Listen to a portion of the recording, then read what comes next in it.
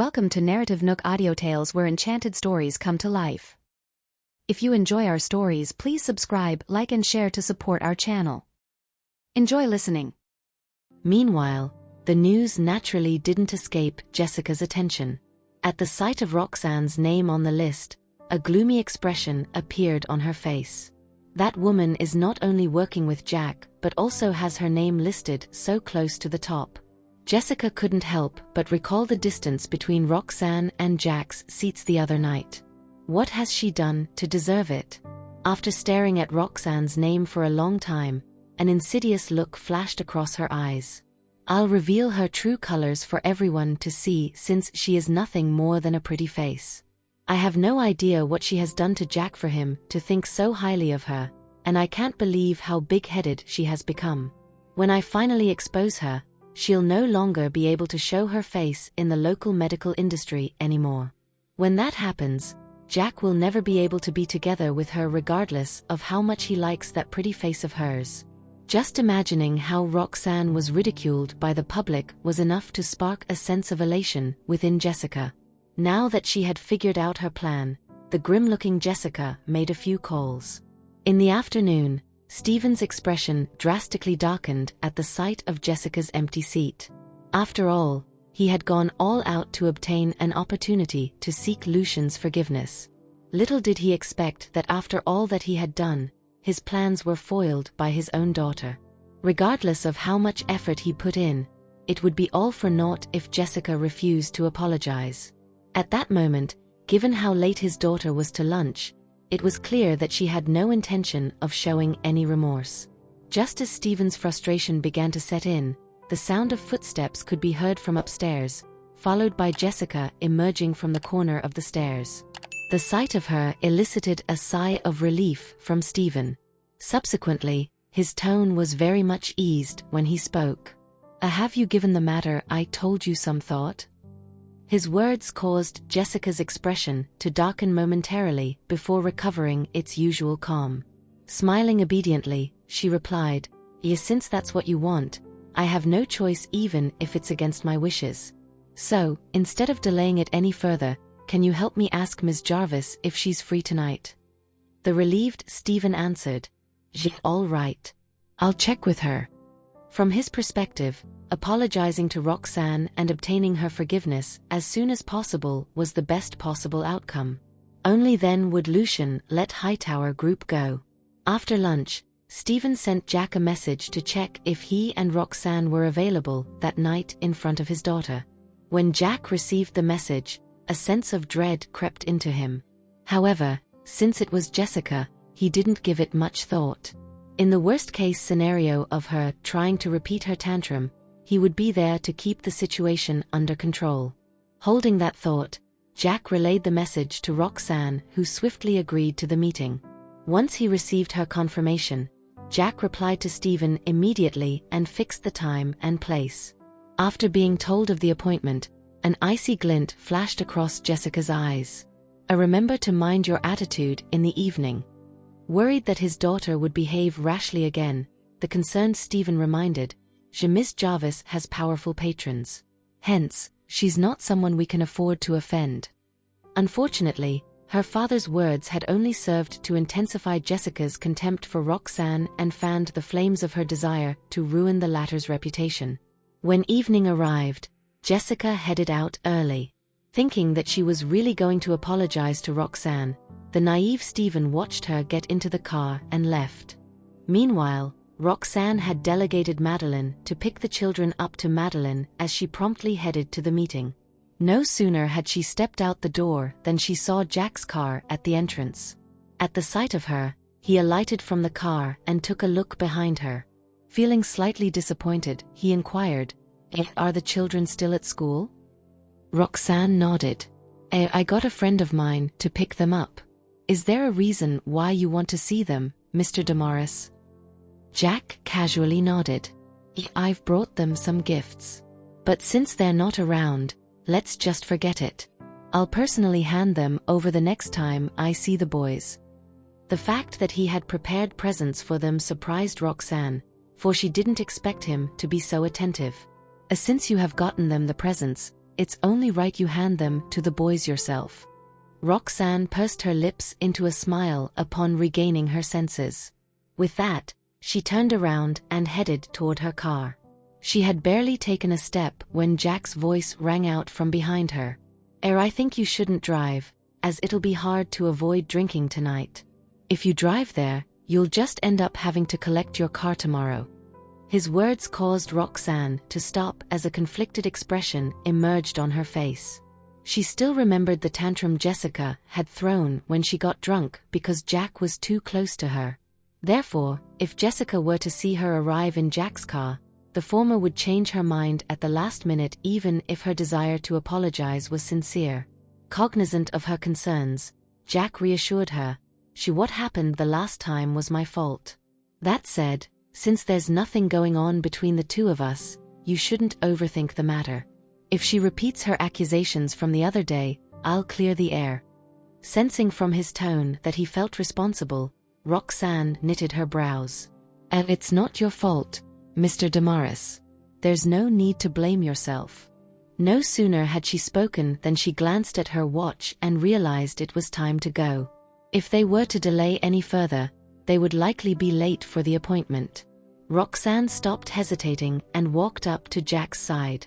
After declining his suggestion for her to sit in the front passenger seat, she opened the back seat door and got in.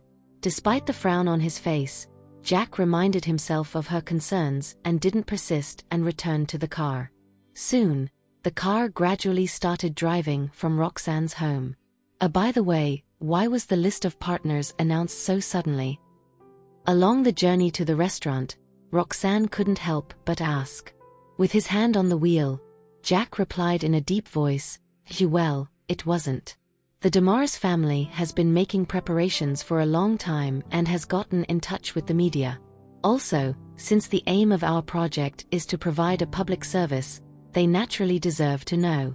Therefore, announcing the name list is our way of being transparent to them, on top of showing everyone how important the project is to the Damaris family." Roxanne couldn't help but feel amazed by the explanation. When Larry mentioned earlier that commencement events were to be held soon, she didn't take him seriously. It turned out that the Damaris family had indeed liaised with the media. Nevertheless, the turn of events didn't come as such a surprise after hearing Jack's reasoning. "Actually, I had wanted to inform you yesterday but was called away by Grandpa." Showing concern, Jack inquired, "Do you feel pressured due to the sudden announcement?"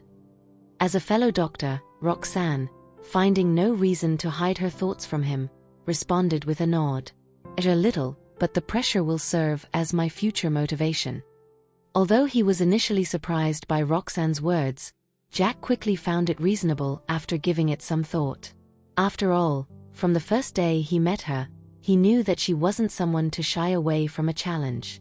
With that thought in mind, he gave the lady sitting in the back seat a look of admiration through the rearview mirror. When he saw the resolve written all over Roxanne's face, Jack couldn't help but feel moved by it. Finally, they made their way through the heavy traffic and managed to arrive at the restaurant right on the dot. They expected Jessica to have arrived, however, the latter was nowhere to be seen. As the empty table caused both of them to exchange glances, a sense of dread descended upon the two of them concurrently. "I'll call and check," Jack suggested with a cocked brow once they took their seats. Nodding in acknowledgement, Roxanne could feel an inexplicable sense of trepidation creeping into her. "Jack, have you arrived?" Jessica's voice rang out the moment the call connected. With the phone on speaker, Jack grunted in response before asking, "Where are you?" At that moment, Jessica, sitting languidly in the cafe next door, replied with an apologetic tone, "I'm really sorry. Please wait a few more minutes for me, as I'm currently stuck in traffic. I thought I was going to be early when I left home, but..." Her explanation caused Jack and Roxanne to glance at each other. Although they were skeptical about it, they couldn't find any fault with the excuse since it was indeed peak hour. Even though Roxanne's house was close, traffic did hold them back for almost half an hour. As a result, Jessica would naturally take longer since Hightower residence was even further away. Having considered it, Jack replied grimly. All right then. There's no need to rush. Just drive safe. Despite the contempt that flashed across Jessica's eyes, she didn't let it affect her cordial tone. As I'll probably be stuck here for a while, there's no need to wait for me. I'll get the restaurant staff to serve you first. Just when Jack wanted to decline, the waiter arrived with the food. Having no other choice but to accept it implicitly, he responded, "She will be waiting for you." With a hum of acknowledgement, Jessica ended the call before going on to make another.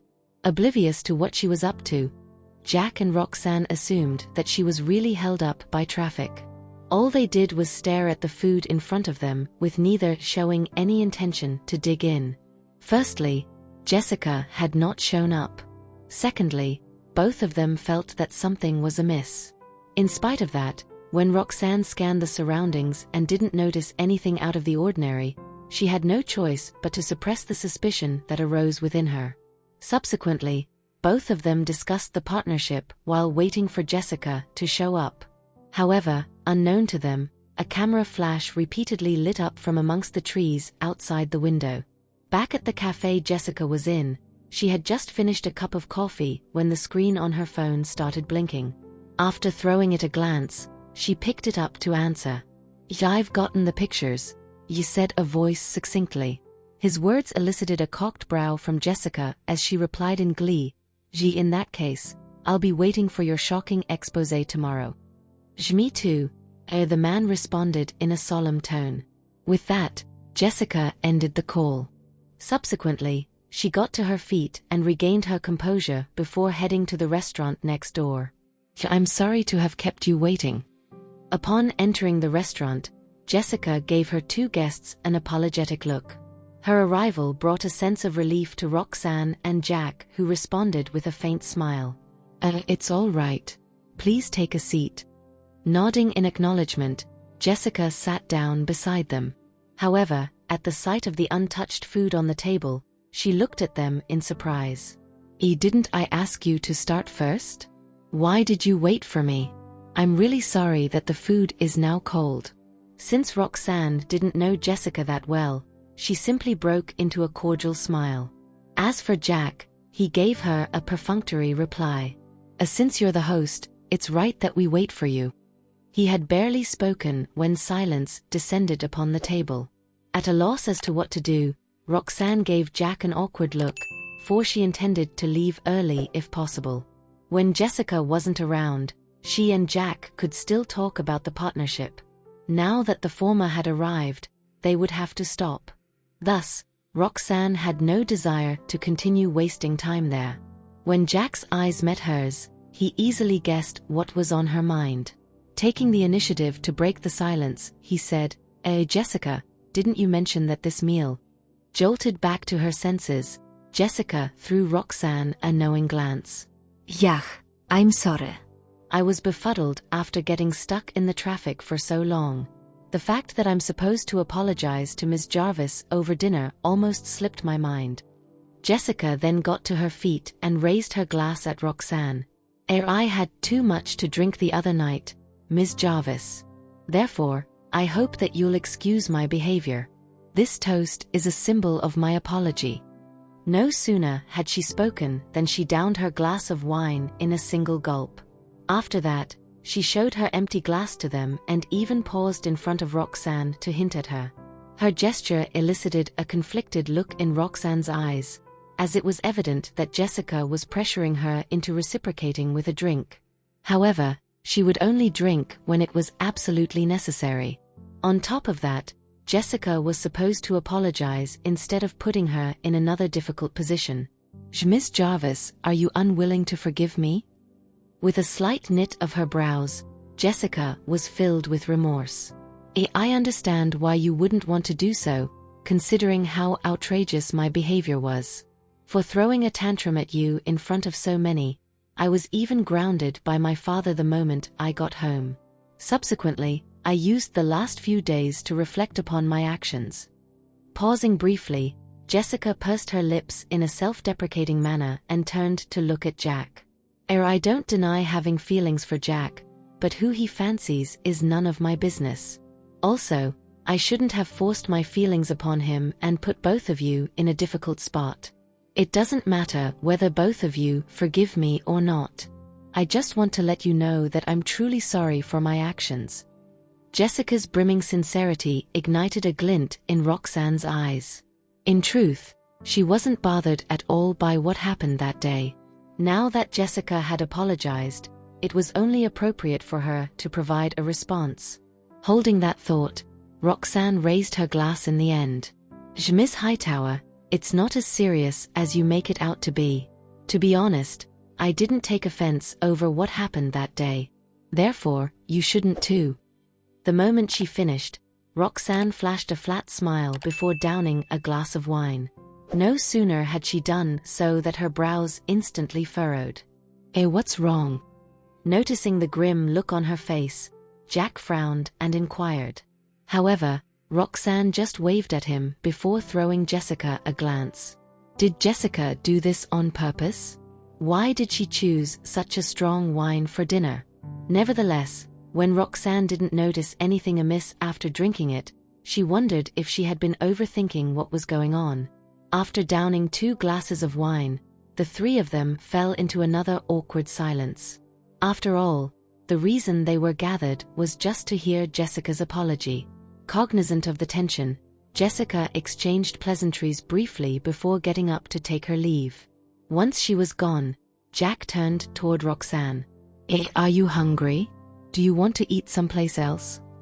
Both of them barely ate and the food was already cold. Nonetheless, Roxanne, feeling a little woozy, wondered what sort of wine had Jessica ordered. Although she only had a small glass, the after effects were extremely strong. In response to Jack's question, she shook her head with a frown. It's fine. I should head back earlier anyway, as the children should be home by now. I can't let them wait up for me." Naturally, Jack didn't insist and got up to leave with her. When they went down the stairs upon leaving the restaurant, Roxanne accidentally slipped and almost fell down. Fortunately, Jack noticed it and turned around to catch her in the nick of time. "Thank you," Roxanne murmured before retracting her hand. Jack flashed a smile. No problem."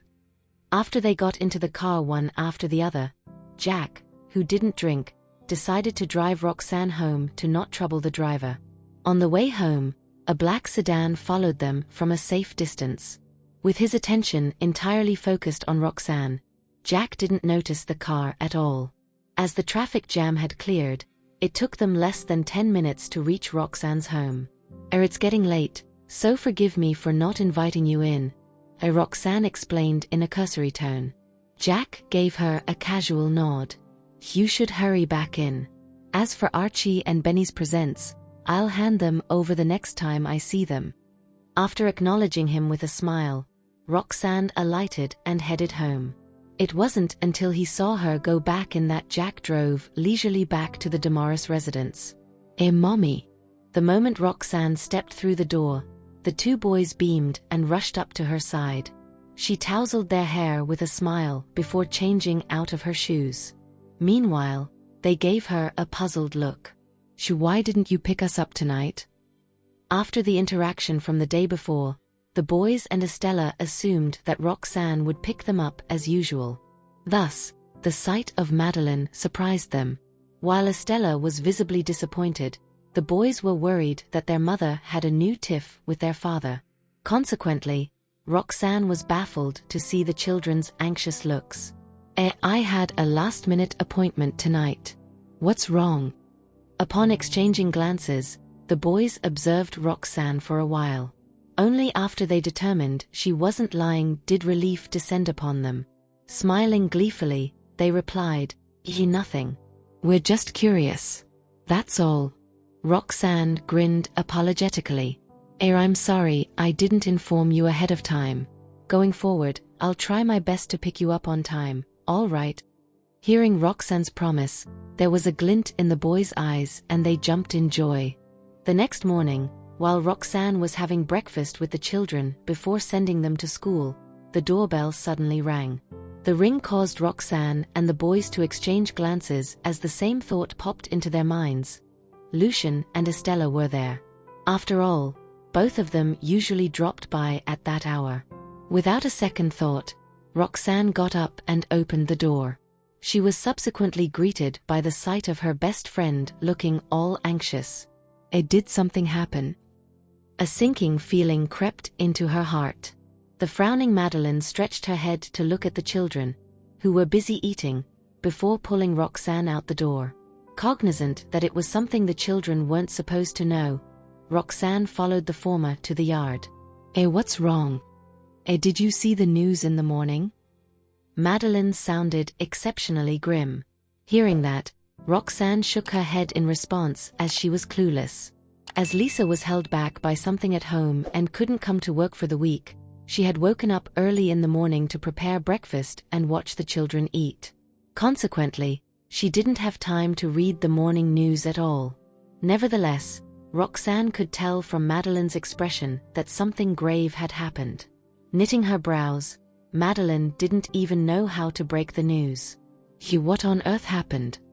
Madeline's reaction told Roxanne that it was something related to her. She repeated with a frown, if you don't tell me, I'll go in and read it myself.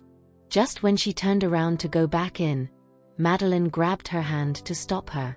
News of you going on a date late at night with Jack has splashed across the headlines. They accuse both of you of being close and suspect that strings were pulled for you to be included as one of the DeMorris family's partners. Madeline, who greatly resented the news, spoke in a swift but incoherent manner. In spite of that, Roxanne's face darkened, as she had caught the gist of it. My date with Jack. The only thing that came to mind was the dinner the night before. However, there were 3 of us. How did it end up becoming a date? In the midst of racking her brain, an image suddenly flashed across her mind. Last night, Jessica didn't show up for a long time even though both of us had arrived. Whatever it is, you had better not send the boys to school. I'll take them instead, as I'm worried that you would be swarmed by reporters there. Also, don't leave home as far as possible, Madeline instructed with a solemn expression on her face. Roxanne was well aware of the gravity of the situation.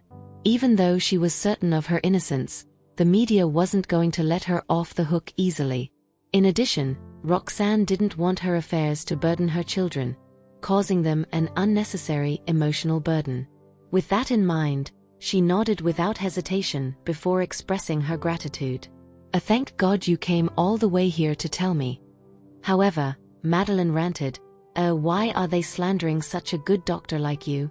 Once I find out who's responsible, I'll definitely give them a piece of my mind. While Roxanne was trying to calm Madeline down with a smile, Jessica's face emerged again in her mind, for she couldn't think of anyone else. However, Roxanne had no clue whether someone else was behind Jessica. Realizing it was getting late, both of them went back into the house. As for the boys, their faces drooped in disappointment upon learning that Madeline was taking them to school. Since telling them the truth wasn't an option, Roxanne apologized. I'm sorry. There's just something I need to deal with urgently. Once I'm done, I'll definitely send you to school every day. Noticing the gloomy look on Roxanne's face, the brothers, in spite of their dejection, acknowledged her promise obediently. After watching Madeline leave with the children, Roxanne went upstairs into the study and checked the news on her phone. The moment she went on Twitter, she saw the top trending topics. Pretty doctor pulled strings to advance her career. Jack DeMorris goes on a late-night date with a pretty doctor. Jack DeMorris' love life exposed. One by one, the topics were either related to her relationship with Jack or casting doubt on her credentials as a partner in the DeMorris family's project. Just looking at those topics gave Roxanne a headache. Upon randomly clicking on one of them, she saw that it had almost 1 million views. Jack DeMorris dates one of the doctors of the DeMorris family's new project. Their suspected relationship was exposed. Inserted underneath the title were a few blurry photographs. The first one showed Roxanne sitting opposite Jack in the restaurant. Both of them looked like they were chatting, while the table in front of them was filled with food. The second picture showed them at the staircase of the restaurant entrance. Jack turned around to hold Roxanne's hand and they looked intimate. Finally, the last picture was Jack dropping Roxanne off at her home. After going through them, a sense of gloominess hung over Roxanne. Even though our photos were taken throughout the night, Jack and I were completely oblivious to the fact.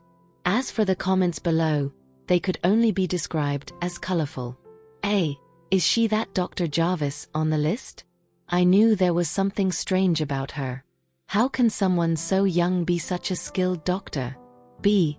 Just as expected, she's on the list because of her looks. Having said that, Dr. Jarvis is really pretty. If I were in the same position, I would have included her on the list too. C. What a beautiful couple. The first comment that doubted her capabilities instantly disheartened Roxanne. Even though she was expecting it the moment the name list was released, she never imagined it would happen in such a manner. Due to the exposé, the doubt cast upon her credentials was the most discussed matter. Finally, she received a call from Jack while she was still surfing Twitter. It took her a few seconds to regain her senses before answering it. I'm sorry. I just saw the news online. Jack was extremely apologetic over the phone. Don't worry. I'll take responsibility by removing all the fake news. Despite his reassurances, the frowning Roxanne still had her concerns. Nonetheless, she replied, "Thank you." After a momentary silence, Jack continued, "About what happened last night, I'll demand an explanation from the Hightower family. Given Jessica's strange behavior, she must definitely have something to do with this."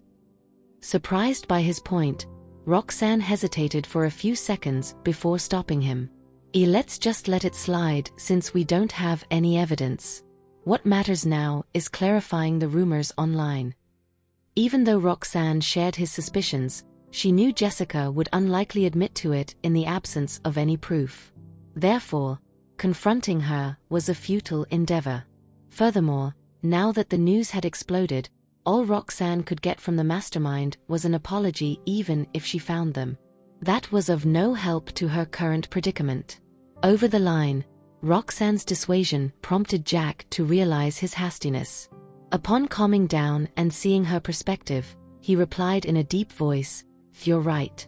I was too consumed by my emotions. Let me think of a way to suppress the controversy first." After Roxanne hummed in agreement, Jack ended the call quickly. Watching her phone screen fade to black, Roxanne took a deep breath. With Jack taking action, she too couldn't sit idly by and allow the matter to go out of hand. Initially, Roxanne wanted to put out a statement. However, since her Twitter account was mostly used to surf for news, it essentially had no content. Therefore, whatever she had to say would likely not reach anyone. After further contemplation, she decided to give Colby a call and got him to use the Research Institute's account to put out her clarification. Although the account wasn't particularly popular, it was still a much better option than using hers. So what happened? Colby had gone to the Research Institute early and only learned of the controversy when Roxanne gave him a call. When he saw the pictures of Roxanne and Jack interacting with each other, he felt a faint squeeze in his heart. Sighing in resignation, Roxanne clarified, "I can't really give you a good explanation, but what happened last night was a misunderstanding. Both of us were not alone at the dinner." Even though her assurances failed to cheer Colby up, he remained hopeful and persuaded himself to have faith in Roxanne. After all, if I don't trust her, one can't expect the netizens who are ridiculing her to do the same. Moreover, Roxanne has no reason to lie about the matter. Holding that thought, the relieved Colby answered in a grim voice, "I understand. I'll put the statement out." Roxanne grunted in acknowledgement before ending the call. Half an hour later, both Jack's and the Research Institute statements were released at almost the same time and quickly became a trending topic. However, instead of convincing anyone, the response triggered was entirely hostile and filled with skepticism. In fact, on Jack's Twitter account, netizens even began to cast doubt on the DeMorris family. B3232. Why are the Damaris family selection criteria for the partners so lenient? How can one be included in such an important project or even end up on the name list by pulling some strings? Do you take us for fools? Love 212. Is being pretty all that's needed to be selected? In that case, even I am qualified. Many similar comments populated the feed, to the extent Jack ended up arguing with the netizens in the comments section. After skimming through the comments, Roxanne sent Jack a message. "Don't worry about me. I'll deal with this myself." At the other end, the sullen-looking Jack was busy responding to the barrage of insults. Subsequently, he was baffled when he received Roxanne's sudden message. He responded, "I was the one who caused this, so how can I sit idly by and do nothing?" Smiling wryly, Roxanne replied, "Just let me be the lightning rod of their disparagement. At the rate you're going, the Damaris family will be dragged into the matter. When that happens, I'll be the one to blame." Upon reading her message, the frowning Jack furrowed went through the comments online. It was then that he realized his presence had shifted the netizens' focus from Roxanne to the Damaris family. If he were to continue on his path, the Damaris family's reputation, built over a century, would be ruined. Cognizant of what was at stake, Jack weighed his options before deciding to remain silent. In spite of that, he still couldn't just sit around and do nothing. "Jack, in that case, I'll investigate if the Hightower family was behind this." Roxanne responded with her agreement. Meanwhile, when the netizens realized Jack had left, they swarmed toward the Research Institute's Twitter account and demanded for Roxanne to give an explanation. Naturally, Colby couldn't tolerate the slander against Roxanne. Faced with their relentless skepticism about her medical skills, he posted a list of all the major projects that the Research Institute had completed under Roxanne's leadership. Unfortunately, most of the netizens were laymen who were not bothered about such details. In fact, even those who could see through the situation had their voices drowned swiftly. Meanwhile, Jessica had switched on the morning news early that morning at the Hightower residence, waiting to see Roxanne embarrass herself. As she had anticipated, Roxanne was condemned all over the internet as soon as the news was reported. However, Jessica had not expected Jack to defend Roxanne, nor did she anticipate that the Damaris family would be dragged down too. Feeling somewhat guilty over the situation, she hurriedly arranged for people to cause trouble at Roxanne's Research Institute. As a result, when Roxanne checked the news once more at noon that day, she saw the footage of a large crowd of reporters and people demanding explanations blocking the entrance of her research institute. She tensed up when she saw the scene on the screen, and without any hesitation, she immediately got up and rushed to the research institute. "Their target is me. I can't allow this matter to affect the institute's employees." Half an hour later, Roxanne appeared at the entrance of the research institute. The minute the reporters and the crowd present noticed her, they turned around and rushed toward her. "You must be Ms. Jarvis, right? Do you have anything to say about the criticism on the internet? What exactly is your relationship with Mr. Damaris? Are the rumors on the internet true that you joined the project through connections?" Roxanne stepped out of the car to find herself surrounded by people, and all she could see were black microphones. Some people even shoved their microphones to her face and kept leaning toward her. Despite having prepared herself mentally, Roxanne was still a little overwhelmed by the situation and could only lean her back against the car door to stabilize herself. Just as she was about to speak, a reporter immediately interrupted her. "Other than you, we've heard a lot about every doctor on the list. How would you evaluate your medical skills?" Since Roxanne was more or less accustomed to the doubt over her medical abilities, she immediately responded, "The Twitter account of our research institute has posted all the medical projects I've participated in during this period. You can check out the account if you have any questions about my medical skills." She intended to add something after that but was interrupted once more. "Even so, your accomplishments are still much inferior to those of the other doctors on the list. Do you acknowledge that?" The question brought a frown to Roxanne's face. Many of those on the list were more experienced than her in the medical field, so she naturally could not deny the reporter's words. Nonetheless, if she acknowledged it, not only would it mean that she had tacitly admitted that her qualifications were far from enough to work with the Damaris family, but it would also prove that the web rumors were true. Realizing that it was a trap, Roxanne was unsure of how to respond at that moment. However, the crowd took her silence as a sign of acquiescence, creating an uproar among them once more. One after another, questions flooded Roxanne's ears. Just as she was feeling helpless, there was a sudden commotion outside of the crowd. The crowd seemed to be attracted to something as they fell silent and looked in the direction of the commotion. Roxanne had no idea what was happening outside the crowd from where she was standing in the heart of it. She only knew that their attention had shifted away from her, giving her a moment of reprieve to think of a way to deal with it. Mr. Farwell? Just as she was trying to come up with a solution, she suddenly heard an exclamation of surprise. Roxanne froze when she heard that, and she could not help but question if her ears were playing tricks on her. How could a man as busy as Lucian show up here at this time of day? As the hubbub got closer, Lucian soon entered Roxanne's field of vision, spotting a stern expression. Roxanne stared at the man before her in astonishment. "Oh, why are you here?" His formal outfit suggested that he was just in a meeting, yet his tie appeared loose as though it had been tugged slightly. Upon hearing her query, Lucian's expression turned icy. If you can come, why can't I?" After saying that, he shot her a look while suppressing his anger before turning to face the reporters behind him. His cold eyes swept across their faces. "If you have any questions, I can answer on her behalf." The crowd shuddered at his gaze, and everyone turned to look at one another. No one dared to say a word for some time. Given Lucian's status, if they said something wrong that day, they might lose their jobs. No one wanted to face that kind of repercussion. Lucian frowned and grabbed the wrist of the woman behind him before glancing at the crowd in front of him. If there are no questions, I'm taking her away." Without waiting for a reaction, he held Roxanne's hand and pulled her out of the crowd. The previously clamoring crowd fell silent as the two passed by and was even compelled by Lucian's powerful aura to make way for them.